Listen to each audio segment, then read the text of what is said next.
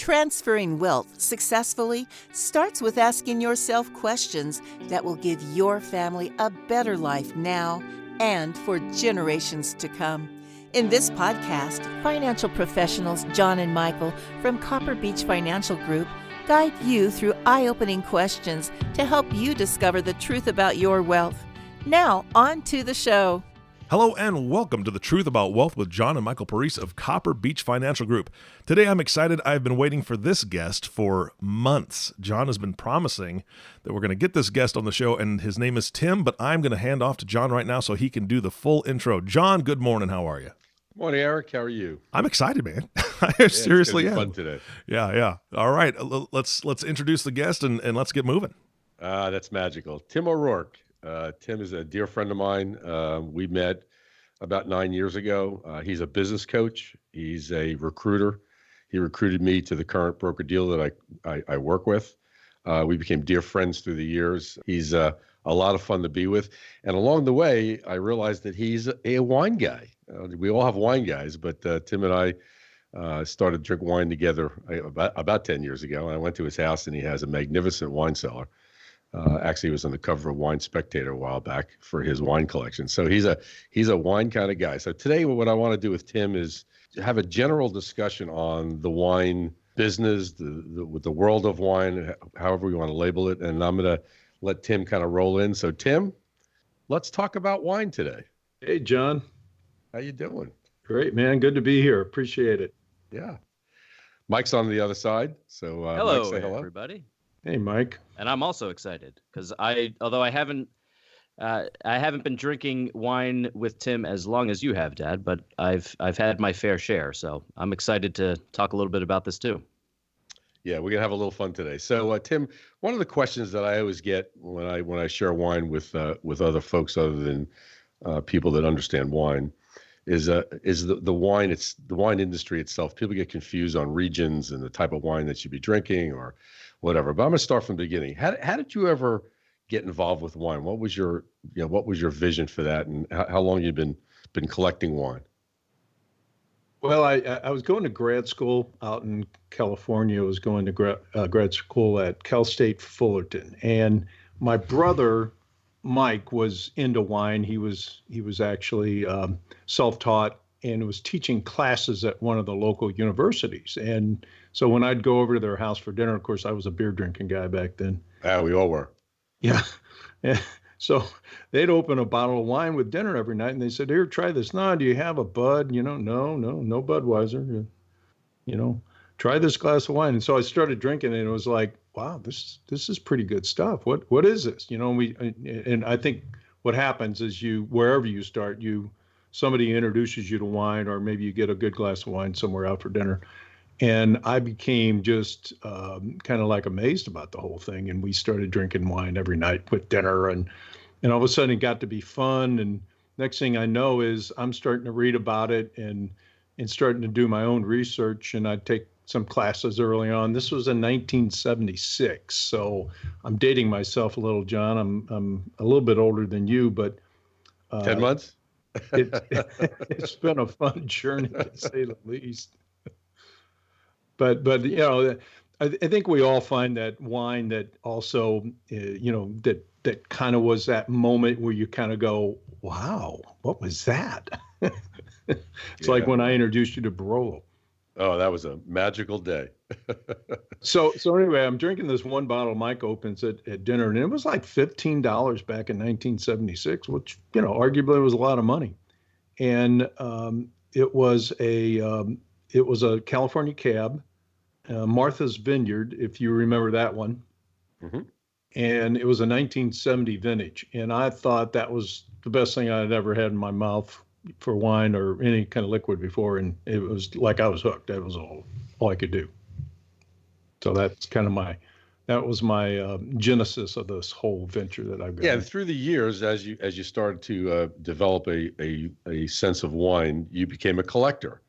And a lot of folks that I work with or speak with, they're always ask me questions. What's a good asset class, or what other ways can I invest my money? And I know that you've been a very successful investor in wine. You want to walk through Wine as an investment, is that something that you've always been comfortable with? Yeah. It's funny. It's, the short answer is yes, but it's complicated, right? Hmm. Um, Unlike owning like company stocks, wine can easily disappear in the glass, Yeah.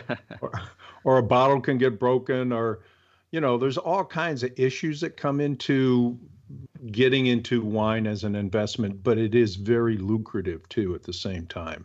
I think, there's some provenance kind of issues of, do you have a wine cellar? Do you maintain proper temperature? And all these different aspects. But as you get into it, I think the real basis for starting a collection of, potentially a new hobby is that its investment potential is absolutely incredible, especially when you're dealing with the higher levels of wine, good producers. You look what happened in Bordeaux. I don't know if anybody is familiar with that region in France, but Bordeaux took off about maybe 25 years ago when Parker got in there and started rating wines, and he created this whole cottage industry around wine ratings, and now you've got Wine Spectator, you got Parker, you got Berghound, you got Suckling. I mean, there must be 20 different people now or organizations that rate wine, and so it's brought a lot of attention to it. But in the process, um, you, you know, it's that magic of wine and food, and it becomes a fun hobby. And when you know which wines to buy, John, just like you're very educated on it now, and I think Mike, you're getting there too because I think you like Brunellos or certain other wines from certain Yep. regions. You kind of get a feel for that region and different producers, and then it just kind of expands. You kind of go, wow. Yeah, and the average person that buys wine, I always get the question as well: do I really need to spend a lot of money on a bottle of wine to get a good bottle of wine? So you want to discuss that a little bit? Yeah, absolutely not. I mean, you and I have found some unbelievable wines for $20. Yes, we have. I mean, and you kind of swirl the glass and take a sip and go, how much is that? That was really $20. Yeah, Yeah. seriously? Can I get like 3 cases? Sure. Yeah, But and people always get confused also about, you mentioned regions, Bordeaux being one of them. And a lot of people here in the United States, Cab is this favorite one, or Chardonnay from the West Coast. right. When you think about California wines and the wines here in the United States, there's so many different areas that grow wine. Give me a key region in the United States where people grow some really good wine. Well, Napa Valley is the most Okay. popular.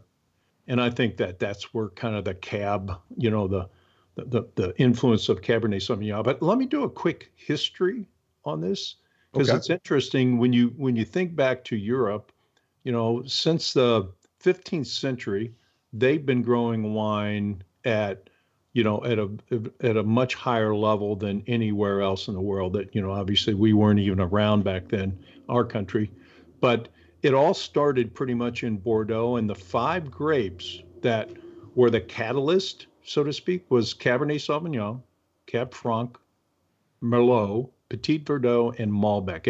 And everybody might know some of those grapes. Obviously, you can make wine out of 100% Merlot, or you can blend it. Cab Franc's the same way, Petit Verdot, Malbec, Cabernet Sauvignon. But Cabernet Sauvignon came over to America because it's got a rootstock that can grow anywhere. I mean, it grows well in Australia, South America, South Africa, you name it. It's kind of like a weed. You just plant that sucker and it's going to do well. Yeah. But that's kind of how it all evolved. And then so Bordeaux is probably the most famous just because of the historical nature of it. And then you've got Rhone, you've got Burgundy, you got Tuscany, you got Rioja in Spain. So One these of are my all favorite. the major areas I would kind of draw some conclusion out of how it all developed. But Napa was probably at the more the end of the row, of getting in line there. But Napa produces some good wines today, and a wide variety of grapes too. Yeah, when you think about buying a bottle of wine, and cost always becomes a part of the discussion as well. So Cabernet from Napa is kind of pricey because it carries that big stick because of the reputation. Right. When you look at the other areas in the world of wine, my guess is, and you and I talked about this over the years, is you could buy some really, really good wine at lower prices in different regions of the world. Can you give the audience an idea what regions have a really good quality wine and is priced real reasonable? Well, I would say Rioja, Spain, or Ribera del Duero. Those are two particular wine regions that I like in Spain. You can get some really good value wines. Like one of the producers that I turned you on to years ago was Muga. You remember Muga? I love Muga. Yeah. Oh yeah. It, Michael likes it Michael, great with mussels. That's awesome. but Muga is fun because you can get some really good wines for under $20 a bottle, or right around 20. But their history in making wine and their style is so different. And I'll talk about this later. Kind of the steps of making wine and what makes wine so different, and the terroir that's involved. It really becomes fascinating that you can get a great bottle of wine, and it's totally different than a California Cabernet Sauvignon kind of wine. But these are usually blended regions, where Rioja blends mainly Tempranillo, but they also blend in other grapes into their wines, and they make a very kind of a traditional, but also a new style of that historical region. What I would call old world wines. And what my palate has migrated to over the years from California, which I still drink and I like, but it's migrated into old Not world so wine. much though, Tim. Come on, let's be honest. Let's be honest. But You're I'm an a Italian Barolo guy freak at and a heart. French guy, but I get it. I'm with you. I'm a Barolo freak at heart. Yes, you are. Matter of fact, funny story. When I first met Tim at his home, he said, "Go down to my cellar, pick a bottle of wine out. You just pick any one you want." And I went down to his cellar, and I saw this row of Cabernet that was old. It was like unbelievable producers, and I got nervous. I'm going, I can't pull this wine off the shelf. This is too expensive. So I went upstairs. Says Tim, I don't know which one to pick. He says, pick one. It'll just don't worry about it. Pick one. So he says, and after we drink that one, I'm going to introduce you to a wine that's going to change your life. And I drank the Cab. It was off the charts. It was Lewis, I believe. Was it, Tim? It was one of my favorite. It was Lewis Reserve, actually. It was the Reserve. It was delicious. And then he says, okay, now we're going to get real. And he opened a bottle of Barolo. I think it was an '01. And it was the best wine I think today I've ever had, and he changed my life. So I just wanted to share that story. So there's an education process, and don't be afraid to try different wines, I guess is my message here. I was hooked on the Cab from California because I enjoyed that. But when you start drinking different wines from different regions, your palate changes a little bit, and then you settle in the one you really like. And you just mentioned Spanish. One of my favorite is the Spanish wines, and from Portugal as well. They're great wines for the price, and Michael and I drink those wines all the time. So there are some good wines you can get from around the world that are inexpensive that you should try and give it a shot. Tim, let's talk about how do you make wine. The people always really get lost in what's the process, and I don't want to dig in too much into the weeds, but give us a general idea how wine's made. Well, first, John, what I find intriguing about wine as I did self-education is that it actually started back around 7,000 BC. I didn't realize it went that far back. And it really didn't become popular until around the 15th century, like I mentioned earlier. But, the old saying, and when you go out and you've been out in Italy and different wine regions meeting the winemakers and listening to each of their spiels, because they all have a different way of each of these different processes, right? So the old saying is wine is made in the vineyard, because it's about taking care of the vines. It's that meticulous paying attention to every detail, just like in your business, right? I mean, I think why Copper Beech is so successful is that you pay attention to the details of what you do for your clients. And that's the same way in the vineyard. It's that process of really looking after the vines, making sure that they're healthy, that they're, properly maintained and trimmed and just getting everything right so that the sun hits the grapes just right. I mean, it's really quite fascinating when you get into the details, just like your business. But so the 5 areas that actually make it making wine is actually in the vineyard and then the harvest, obviously. And most vineyards are hand picked, so they have workers go out and I did this a couple times in my trips around. Yeah, I remember you telling me. Yeah. Yeah, I'd get out there with that sickle thing, and I'd get that button, cut my finger off. Tim the farmer. Yeah. Farmer Tim. So anyway, you got the harvest process, and then after you harvest it, you've got to get the grapes crushed really quickly. So because it's a live, it's a live grape. It's still, in that condition, and the grapes have a natural fermentation, or not, I'm sorry, a natural yeast over the top. And so when they crush it, you've got about 6 to 12 hours to get it into that fermentation process, which is, you got to be quick. And so there's different ways of crushing the grapes. There's all kinds of different theories. I think we saw a number of them when we were in Piedmont, that they use a baffle as an example. Yeah. So they slowly compress it. They don't like hammer it. And you see the old kind of the actual crushing of the grapes when Lucille Ball was walking around with her feet lifting her skirt up, la la la la la la la. So there's different theories of how you crush the grapes, and then you get it in the fermentation process.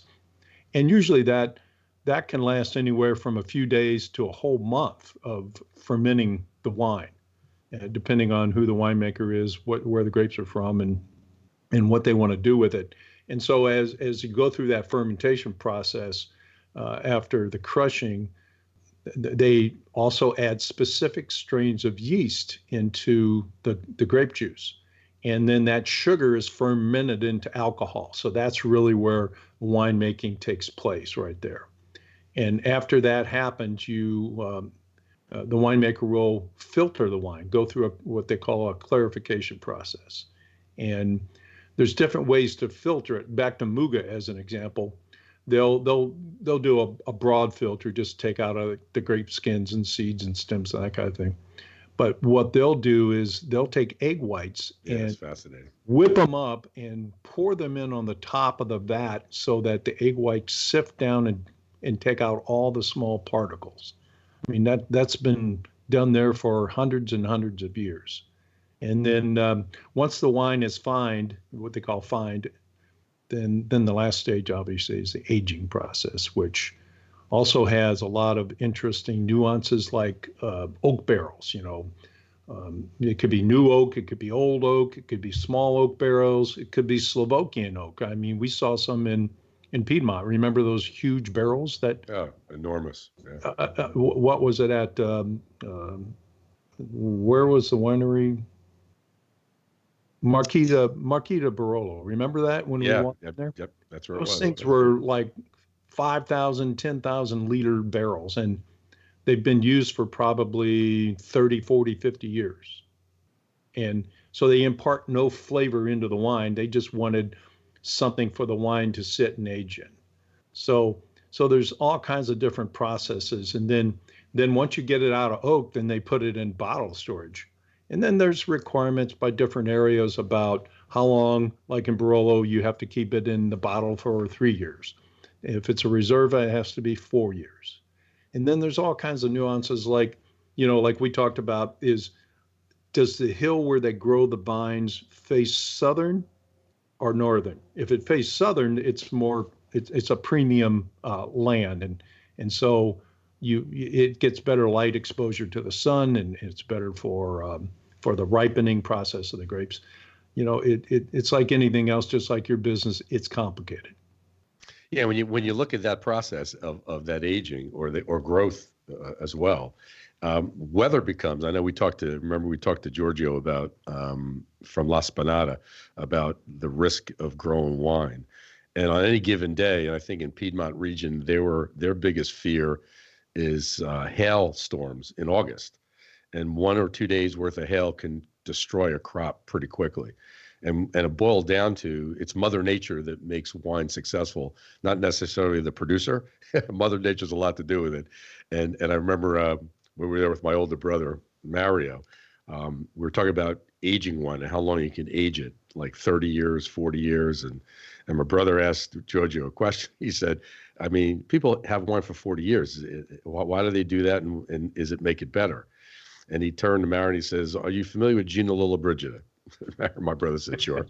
He said, when she was 40, she was magnificent.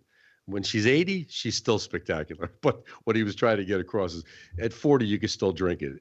80 is still good, but you run the risk of it not being a drinkable wine. But anyway, it was an interesting understanding how wine ages and how it grows and how Mother Nature takes effect. Tim, the other question we get from people all the time is how do you store wine? Because I people always say, well, do I leave it in my garage? Do I leave it on my refrigerator? Do I leave it under my bed? I've seen people have wine everywhere. What's the best way to store wine? Well, obviously you want to keep it under about 70 degrees is optimal. The best temperature for me anyway, for my cellar, I keep it around 55, 56 degrees. But you don't want any light on the wine, so you want to block it from any natural light, sunlight, that kind of thing. You also want to keep the temperature consistent as much as you can, and humidity is to preserve the cork. When they say, the humidity should be a little higher, you want humidity not too high, but enough to keep the cork moist, and so it doesn't rot and fall apart. So if you do all these things correctly, you keep the temperature right, wine can store for 30, 40, 50 years. And the more sugar in the wine, so let's talk about wines like are from Sauternes, which is a Botrytis kind of region in France near Bordeaux. What they do is it's called noble rot. They pick grapes that are basically got mold on them, and they look like, let's throw those away. They can't be any good. But they make the most incredible wines that are sweet. And those wines, I still got some 61 Yakim in my cellar, John, that would blow your mind. It looks like a golden amber, but this is a particular producer. What's that? Almost 60 years old. This wine is amazing. So that's a dessert wine, right, Tim? That's what you refer to that wine? I'm sorry? That's a dessert wine, correct? That's correct. Yeah. Yeah. Okay. Yeah. It goes great with foie if you like foie. There you go. Let's get with pouring wine. When I pour wine and I decant it, people say, why do you do that? Like, why do you sniff the glass? Why do you decant the wine? Why do you go through that process? Why don't you just open the cork and drink it? So you want to walk everyone through what the process is on how to serve and maybe drink wine on a daily basis? So, John, how many grapes do you think are in a bottle of wine? I wouldn't know. Well, let's look at it this way. Let's say there's 1 million grapes inside that bottle of wine that are just screaming for oxygen. They want to breathe.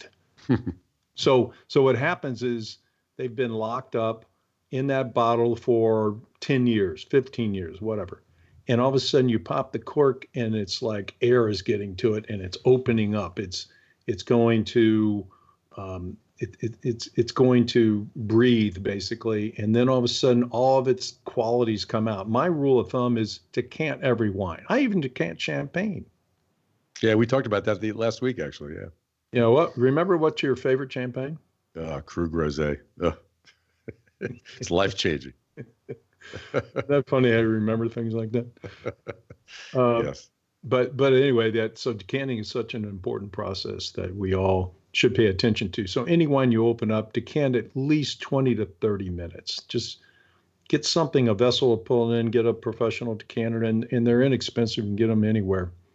But it's important to let that wine out of the bottle and just get some air in it. And that's why when you drink wine, you pour it in your glass and you swirl it around a little bit. You're wanting it to get more air and open up. Some wines could take a whole day sitting open. I mean, just because they're so tight is what they call so tight, so wound tight. Other wines you can open it in 30 minutes, 40 minutes, an hour type of thing.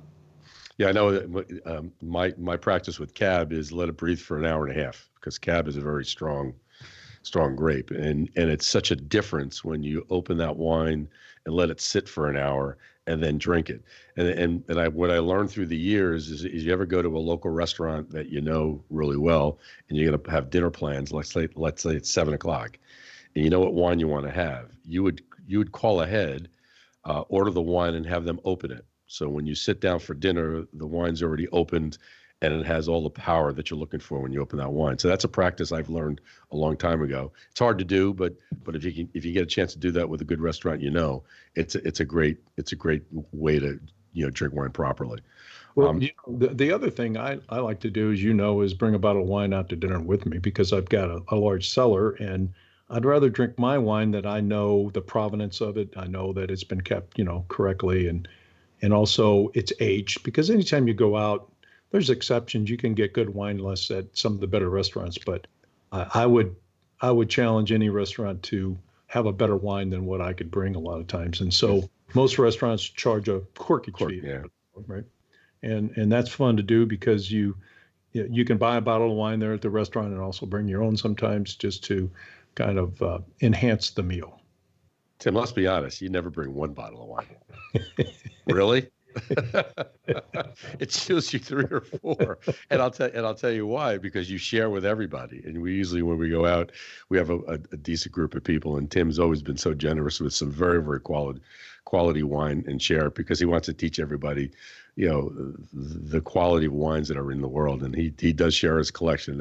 That's what makes Tim very special. And I don't think we've ever had a bad bottle of wine together. I don't think we ever had that. One of the things Tim.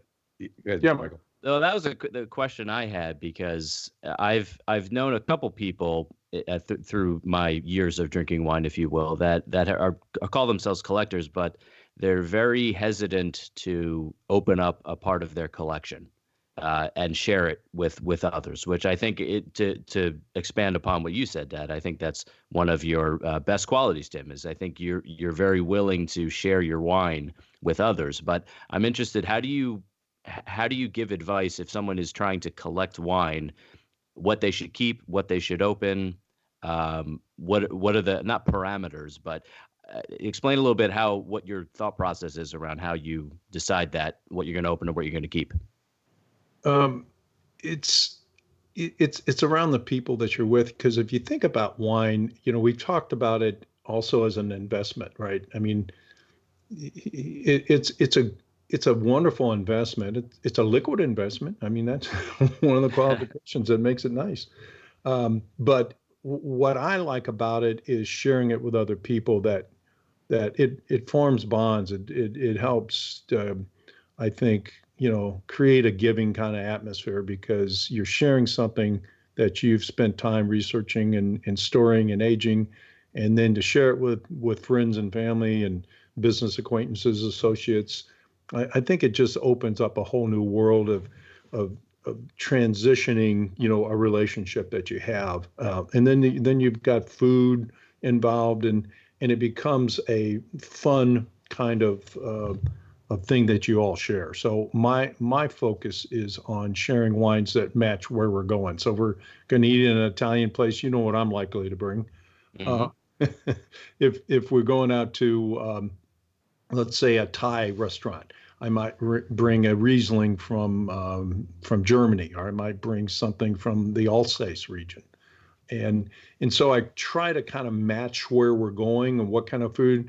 And John was joking, I usually bring like 4 or 5, even 6 bottles of wine, some out to dinner. So I have a choice, because, I don't know what everybody's going to ask. So I kind of focus around what people like. And I know that, like, John would, and you would like a Brunello or a Barolo. I might bring one each of those, and I might bring a white. Like, one of my favorites is white Burgundy. Yes, yep. Indeed. There's a duh wine, Yeah. So do my daughters, Tim. Thanks very much for that. I appreciate it. Yeah, I figured that costs you a couple extra grand a year.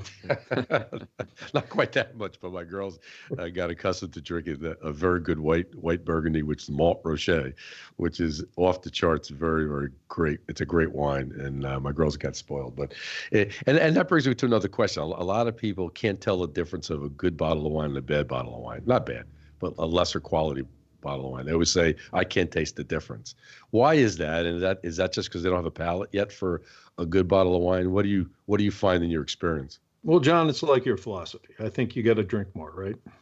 Yeah, So, absolutely. so I think That's usually the solution to all problems.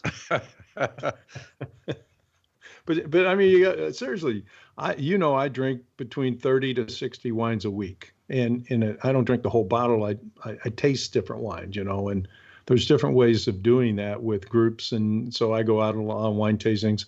Lately, that's been a little crimped in my style because I'm stuck at home right now. But it's just experimenting and trying different wines, and then the more you get exposed. So I'm always open to try any wine from any region. I'm not a big fan of South Africa. They're good, they're just not my style. And then I've tried everything from every wine region in the world you can possibly name. I even make wines in every state in the United States now. Even Hawaii makes wine. So it's just a matter of getting out there and trying different wines and see what you like, and then you kind of zero in on what you like, and then having somebody like you, John, or Michael, help people kind of pick out if you like a particular wine, why don't you try this one, or here's one, and maybe you share it. A lot of times I'll give a bottle of wine or two away just to people just to try stuff, and they kind of come back and go, wow, that was really good. Do you have any more? Yeah, and that brings me to another point. And you have a wine club, which is great. There's a bunch of guys that get together, I think once a month, right, Tim, where you share wines from your cellars. And what's interesting about it, I've been to a few of them. What's interesting, the camaraderie amongst the wine folks in that group, they're all sharing type of people, and boy, they bring some really good wine. I'll tell you. And I feel guilty when I show up in Atlanta to meet with Tim.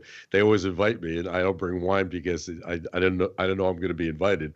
But they're so willing to share with me. And I got to know a few of the guys. And I went to the last one about a month ago, Tim, month and a half ago. Right. Yeah. And we had some of the most outstanding wine that I've had, probably the best wine I ever tasted. So sometimes you could bring people together for just friendship and try different wines. So maybe try that with your community. If you find people like wine, maybe you form a little club and share. That's how you learn how to share different types of wines. And everyone's held to bring a special wine that they found or they bought and share with everybody. So it's a good way to share different wines. Tim, I know we're running out of time. One of the things I want to share with the audience, Tim is such a resource for me, not only as a wine specialist, but also as a friend. He agreed to do ongoing podcasts in the future on different regions that have a very special wine to those regions. So we're going to be doing future podcasts with Tim on, let's say, the Italian region, and really dig deep or dive deep into what makes some of the Italian wines some of the best wines in the world, or Chile or California. And so we're going to dig deep in the region. So I'm looking forward to doing that with you, Tim. And I just want to make sure that we got that out there. Mike, do you have any other thoughts with Tim or any other questions before we end our show today? No, this has been great. It's always great to talk to you, Tim. And I'm really excited to dig a little deeper into some of those regions on future podcasts. Yeah, that'll be fun. It opens your eyes when you really understand that there's actually 5,000 different grapes out there in the world. Ouch. I know. And how many do you know? Take a guess. How many grapes? Probably me, about 15, maybe. Yeah, I would say 10. Yeah. Yeah, I mean, it's mind expanding because you go to these different regions. What's fun is try the stuff that is indigenous to that area. Try some wines that are grown and not really exported to the United States, and you might try them in Spain and Italy, South Africa, wherever, and you really get to experience kind of a whole different wine completely that you've ever had, and it's a fun education process and to share it with others. And I'll tell you, we had our trip to Piedmont region a couple of years ago, and it was 7 days tasting wine for some of the top producers. I think we did 9 producers. It was probably the best 7 days I've spent doing anything. I met some of the nicest people in northern Italy. I think we didn't stop laughing for 9 days. Tell the Mario story real quick. No, I'm not gonna tell. No more stories about Mario. Anyway, so Tim, I wanted to thank you for your time today, and for anybody that's interested, if you're not a subscriber, I would just subscribe and maybe anticipate some good sessions with Tim along the way here, and so you're updated, you're notified when he's available to be on a podcast. Eric, I'm going to turn it over to you. Guys, this was fantastic. You're going to hear from the heathen now, because when you said how many grapes do you know, I thought I know 2, green ones and purple ones. So yeah, I'm on the bottom of this food chain here for learning. So I'm really looking forward to the future podcasts and what you're going to be bringing to the table, literally. And I'm hoping that maybe one of these days, when everything kind of calms down, that you guys are going to be doing this podcast in person, and we're going to hear a cork pop, right, as we do the podcast. I would love to hear you guys actually, pouring that wine and enjoying it together as you talk. So we'll look forward to that. You just want to drink some of it, I know. Well, if I can come along, heck yeah, I got to learn some things, right? I'm ready to be taught. So, guys, thank you so much. This is a great podcast. Tim, thank you so much for being a great guest, and I look forward to the future podcasts that are going to be coming out. And to you, the listening audience, I want to thank you for listening to the Truth About Wealth podcast with John and Michael Parise. If you have not subscribed to the podcast yet, please click the subscribe now button below. This way, when John and Michael come out with a new podcast, it'll show up directly on your listening device. This makes it much easier to share these podcasts with your friends and family. Again, thanks so much for listening today. For everyone at Copper Beech Financial Group, this is Eric Johnson reminding you to live your best day every day. And we'll see you next time. Thank you for listening to the Truth About Wealth podcast. Click the subscribe button below to be notified when new episodes become available. The information covered and posted represents the views and opinions of the guest and does not necessarily represent the views or opinions of Copper Beech Financial Group. The content has been made available for informational and educational purposes only. The content is not intended to be a substitute for professional investing advice. Always seek the advice of your financial advisor or other qualified financial service provider with any questions you may have regarding your investment planning. This material is for informational purposes only. Neither APFS nor its representatives provide tax, legal, or accounting advice. Please consult your own tax, legal, or accounting professional before making any decisions. Securities offered through American Portfolio Financial Services Incorporated, a member of FINRA SIPC. Investment advisory and financial planning services offered through American Portfolio Advisors Incorporated, an SEC-registered investment advisor. Copper Beech is an unaffiliated entity of APFS and APA. Any opinions expressed in this forum are not the opinion or view of American Portfolios Financial Services Incorporated, APFS, or American Portfolios Advisors Incorporated, APA, and have not been reviewed by the firm for completeness or accuracy. These opinions are subject to change at any time without notice. Any comments or postings are provided for informational purposes only and do not constitute an offer or a recommendation to buy or sell securities or other financial instruments. Readers should conduct their own review and exercise judgment prior to investing. Investments are not guaranteed, involve risk, and may result in a loss of principal. Past performance does not guarantee future results. Investments are not suitable for all types of investors.